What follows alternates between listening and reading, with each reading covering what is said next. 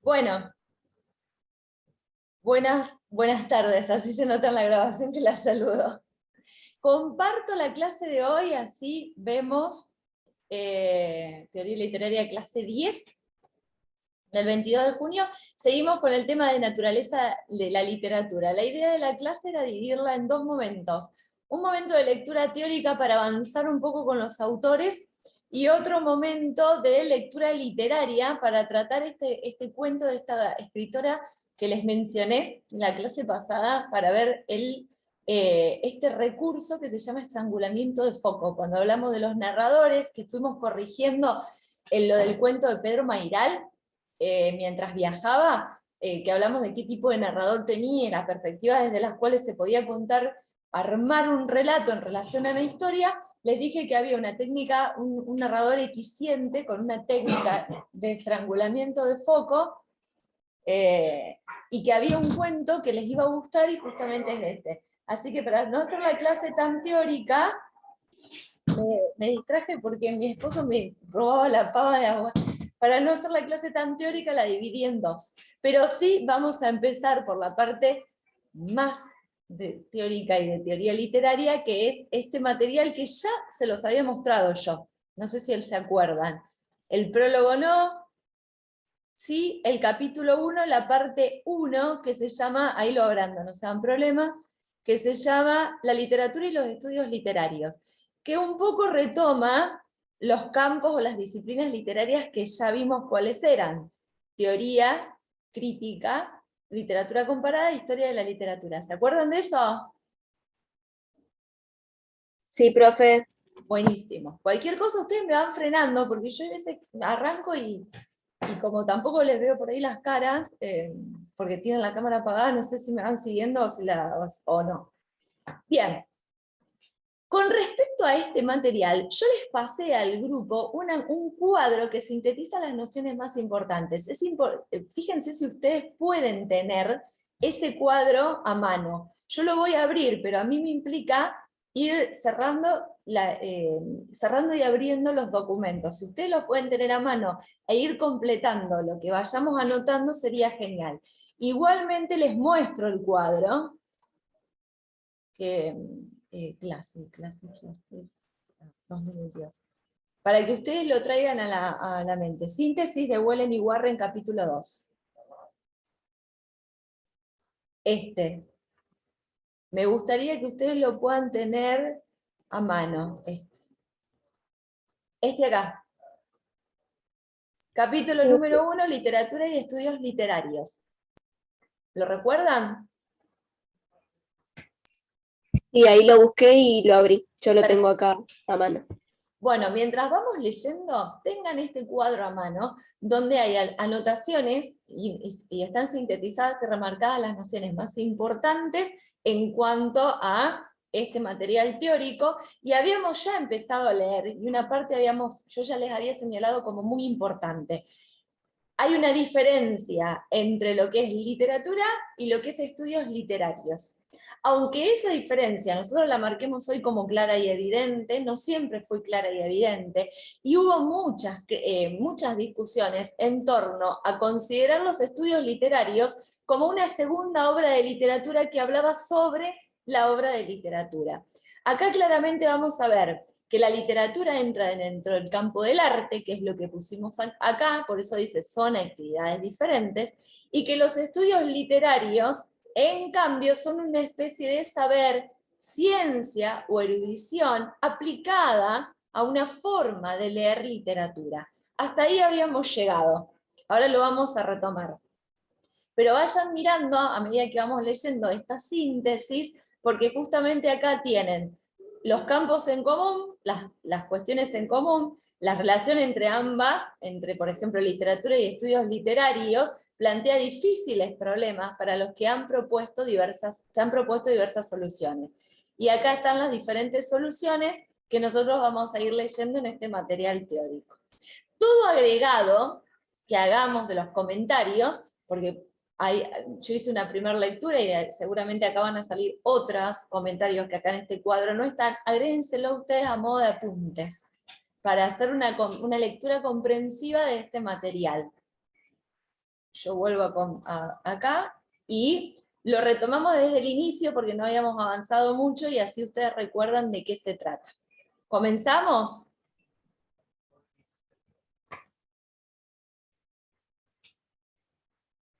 Bien, dice, Wellen y Warren, la literatura y los estudios literarios. O sea que vamos a ver la división entre el campo literatura, específicamente campo del arte, y el otro lado, estudios literarios, las distintas disciplinas que conforman esa mirada que se hace sobre la obra de arte. Los estudios literarios son una forma de observar y de ver la obra de arte literaria. Hemos de establecer ante todo una distinción entre literatura y estudios literarios. Claramente arranca marcando una diferencia. Se trata en efecto de actividades distintas. Una es creadora, la literatura, y la otra, si no precisamente ciencia, es una especie de saber o erudición. Por supuesto, se han hecho intentos de desvirtuar esta distinción. Se ha dicho, por ejemplo, que no se puede entender literatura si no se hace, que ni se puede ni se debe estudiar a Pope sin antes probar fuerzas con los llamados dísticos épicos, o que no es posible componer un drama isabelino sin antes escribir un drama de verso libre. ¿Alguna de ustedes leyó El túnel de Ernesto Sábato? Pregunta. Ay, no me acuerdo. El túnel, Ernesto Sábato, es una novela. Yo, Juan Pablo Castel, soy el pintor que mató a María Iribarne. Así empieza.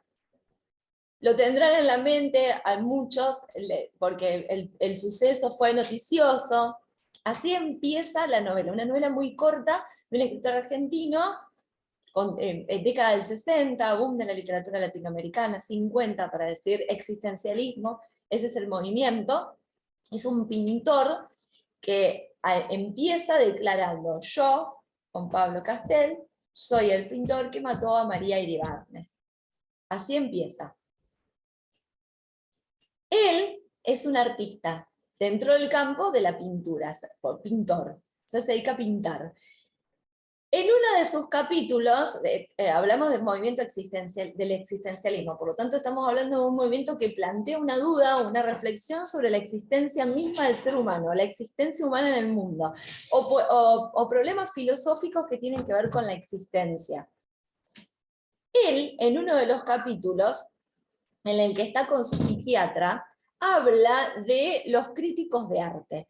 Entonces hace una crítica muy puntual, dice: ¿qué puede saber un crítico de arte que nunca hizo arte o nunca pintó un cuadro cuál es el valor estético que tiene una obra de arte? Hay un claro posicionamiento del personaje en que un crítico no puede hacer una valoración de una obra de arte porque nunca fue pintor.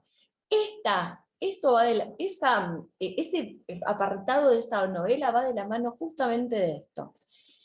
Se han hecho intentos de desvirtuar esta distinción. Se ha dicho, por ejemplo, que no se puede entender la literatura si no se ha hecho literatura. Por ejemplo, ¿cómo puedes hacer crítica literaria si vos no sos escritor de literatura? Si simplemente sos un lector, si no pasaste por la experiencia de escribir. Claramente, hacer literatura y hacer crítica literaria son habilidades y competencias diferentes. Una tiene que ver con una actividad creadora, como lo dice Rulfo, y la otra tiene que ver con la capacidad de, a través de ciertos conocimientos de análisis y teoría, poder leer una obra literaria. No necesariamente tengo que ser un escritor para tener las habilidades de lectura y de análisis de una obra literaria. La distinción entre literatura y la posibilidad de hacer teoría, análisis, crítica, historia o literatura comparada son dos cuestiones diferentes. Una tiene que ver con una capacidad creadora y artística, y la otra tiene que ver con una capacidad analítica. ¿Se entiende esta diferencia?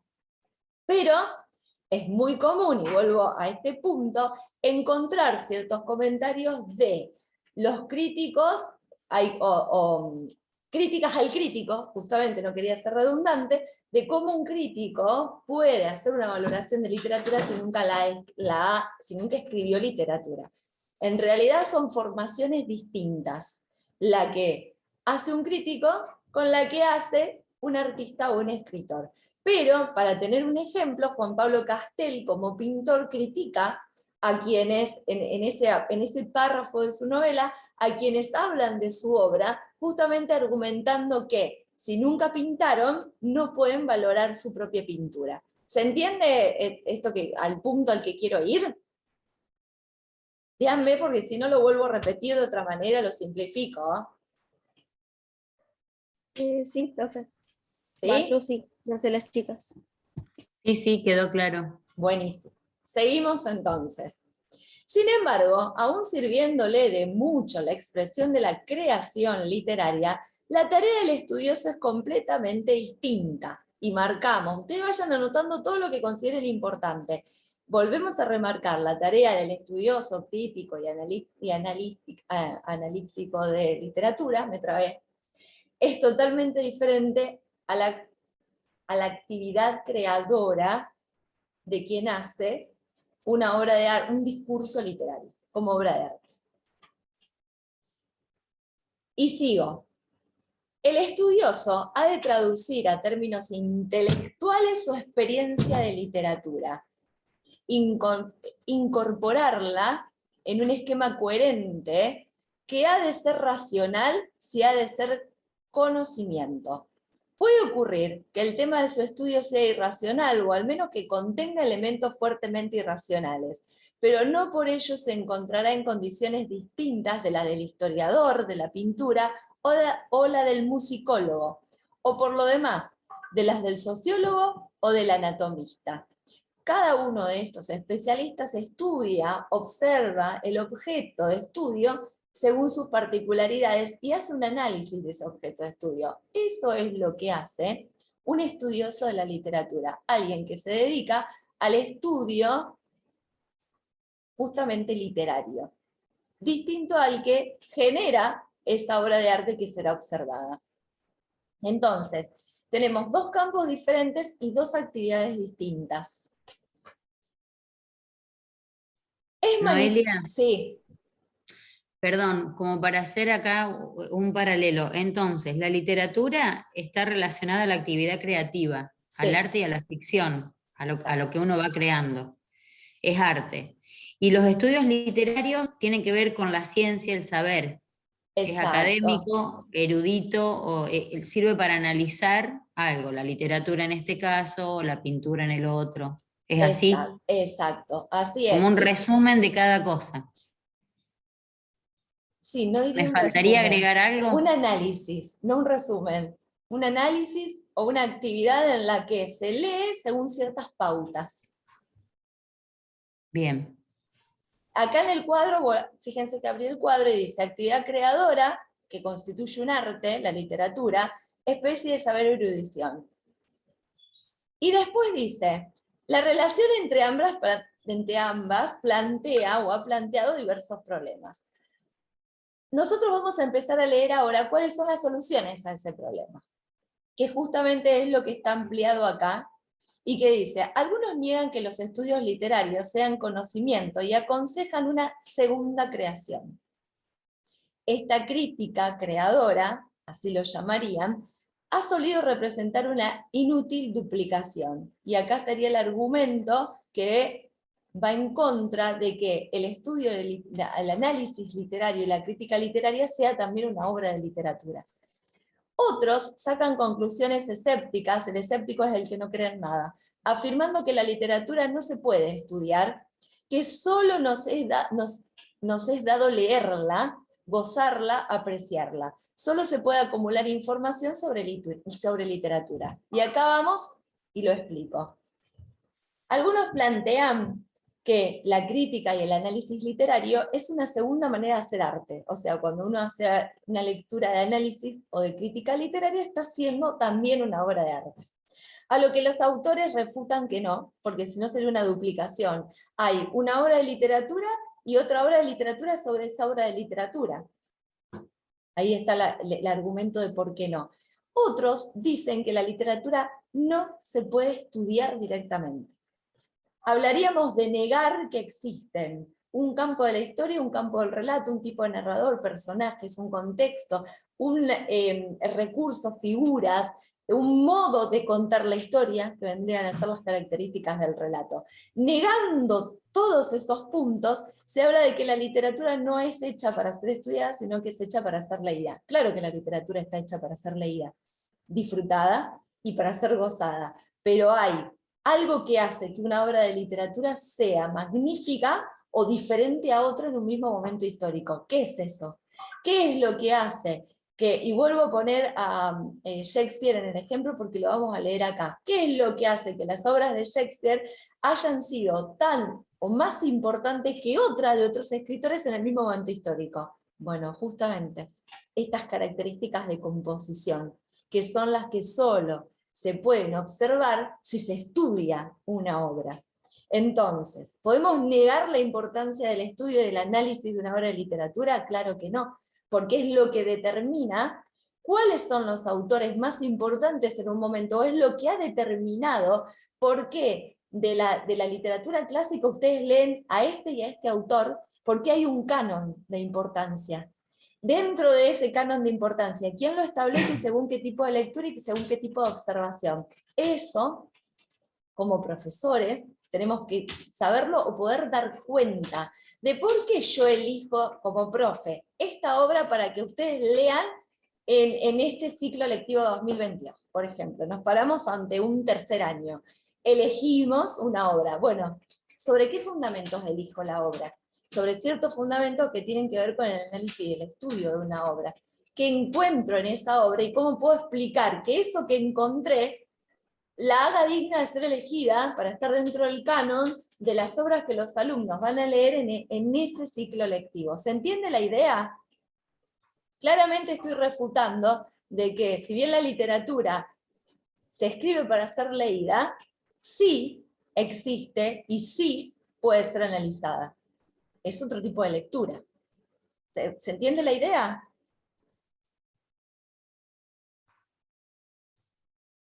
Sí, sí, sí. Bien. Va a decir más adelante, el problema radica, estriba o se centra en abordar intelectualmente el arte. Eso es lo que hacen los campos de la disciplina literaria, abordar intelectualmente el arte. Y en particular el arte literario. Acá hay una L que está mal. Ahí está. Y en particular el arte literario. ¿Cómo hacer tal cosa? Es decir, ¿cómo abordar intelectualmente el arte? ¿Cómo es posible hacerlo? Y acá están las respuestas que dan los autores. Pero antes de llegar a esa parte, vuelvo a compartir el material teórico propiamente dicho. Y continuamos con la lectura. Es manifiesto que esta relación plantea difíciles problemas para los que se han propuesto diversas soluciones.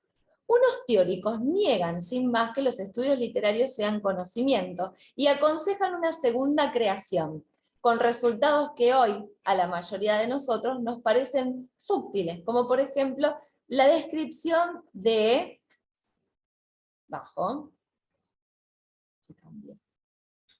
Mona Lisa que hizo Peter, o los floridos pasajes de John Heinz Mond o de Artus Mond.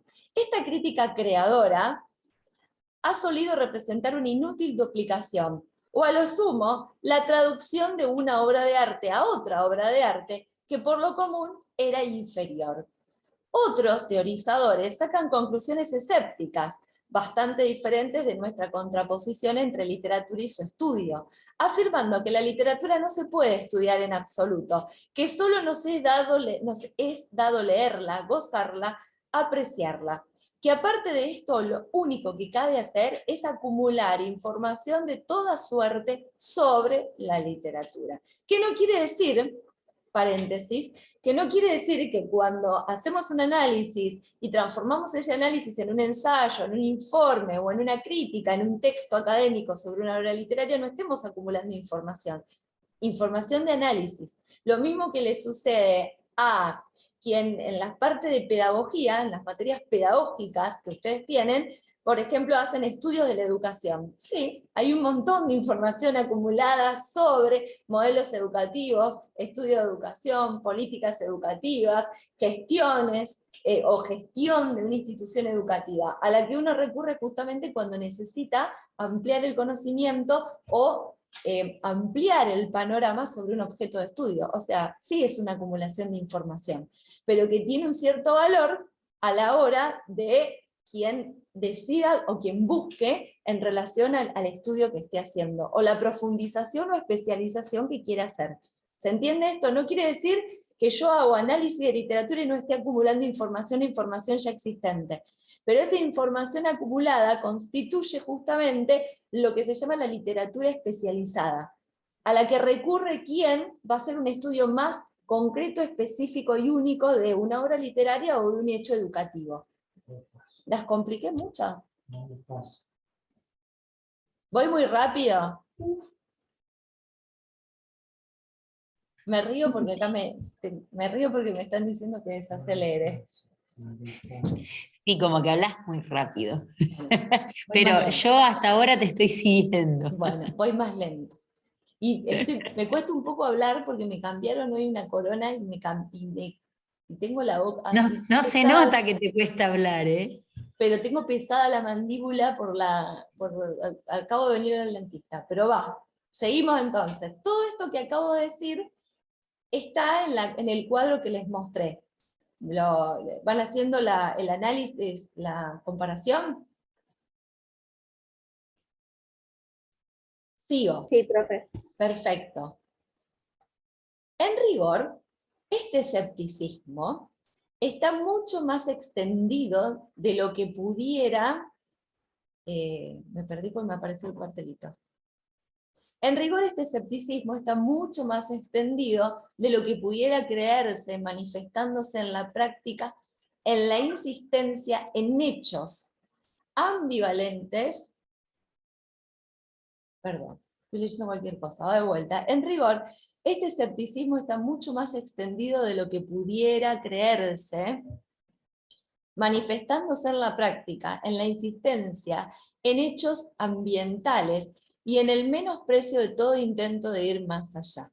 La valoración, el gusto, el entusiasmo se dejan al cultivo personal a modo de evasión inevitable, aunque también sensible, de la austeridad de la erudición sólida. Sin embargo, esta dicotomía entre erudición y valoración no tiene en cuenta para nada el verdadero estudio de la literatura, a la vez literario y sistemático. Y acá agregamos dos ideas que son importantísimas. Todo estudio literario dentro del campo de la disciplina literaria es a la vez estudio literario y sistemático. ¿Qué quiere decir? Que tiene un método.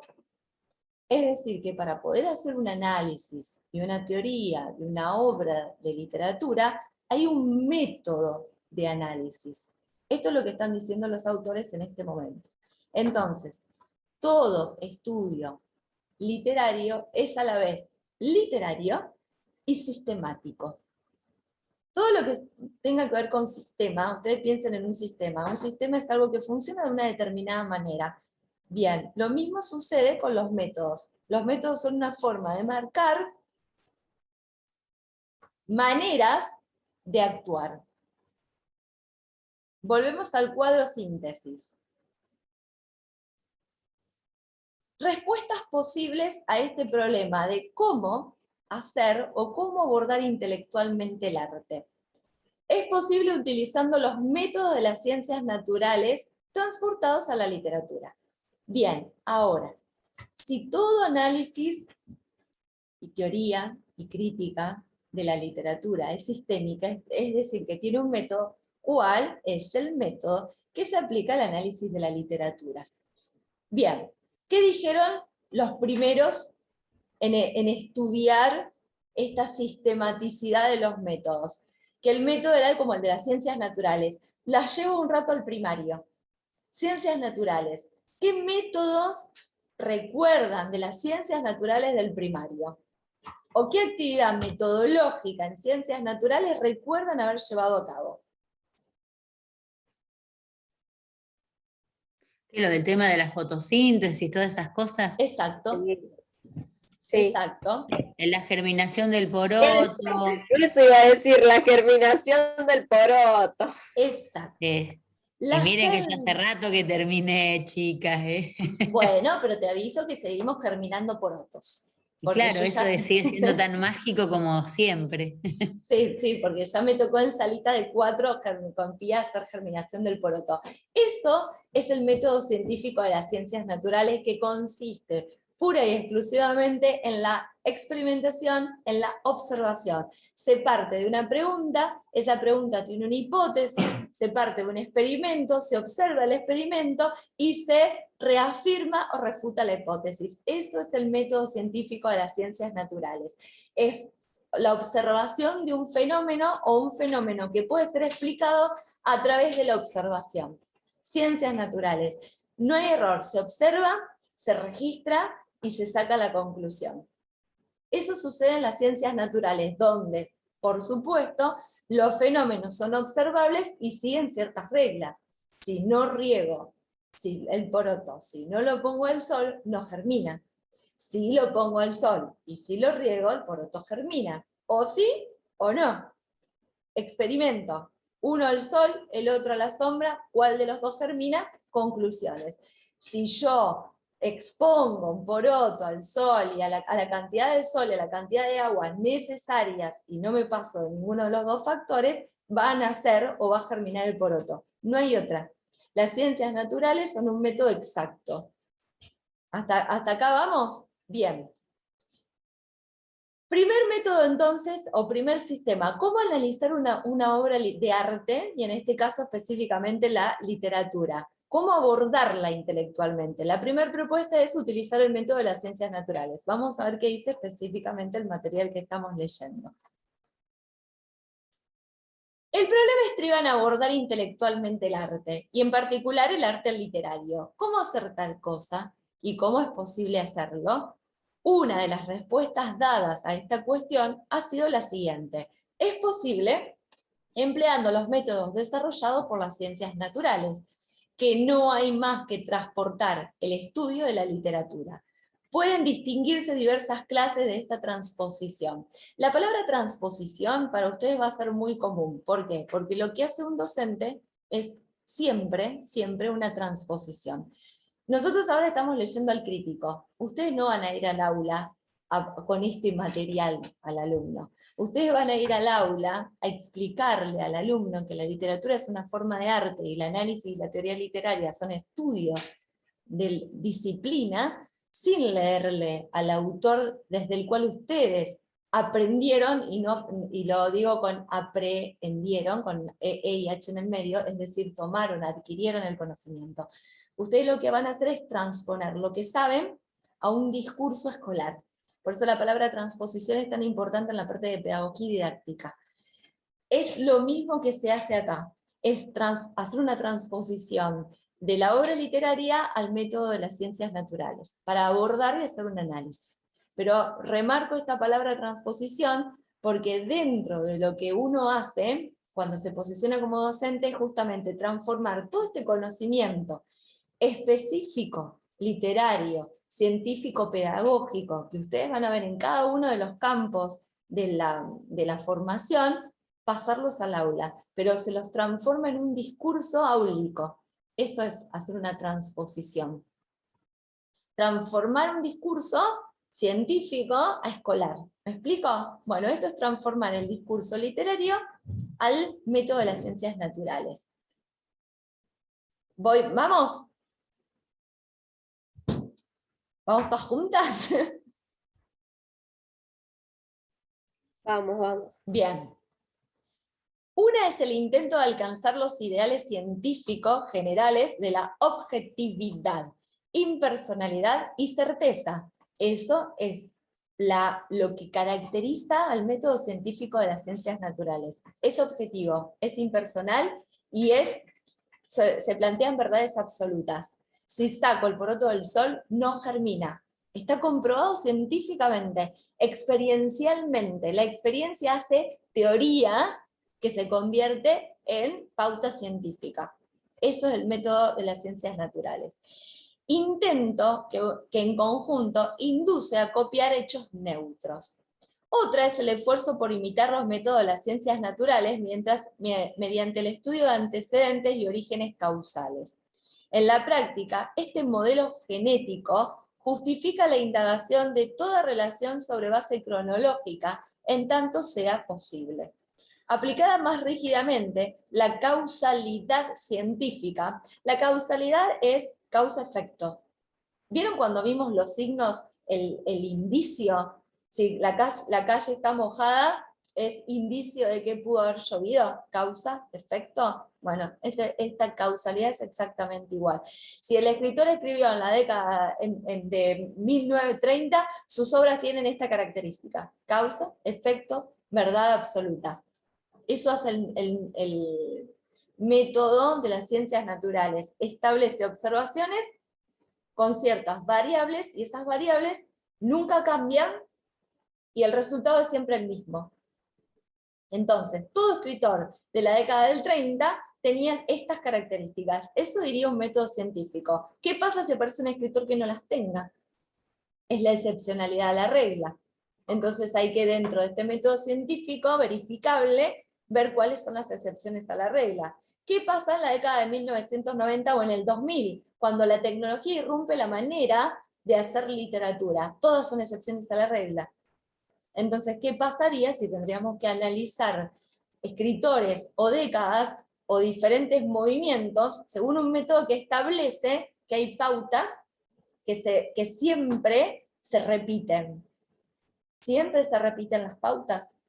Los escritores se agrupan en movimientos porque tienen características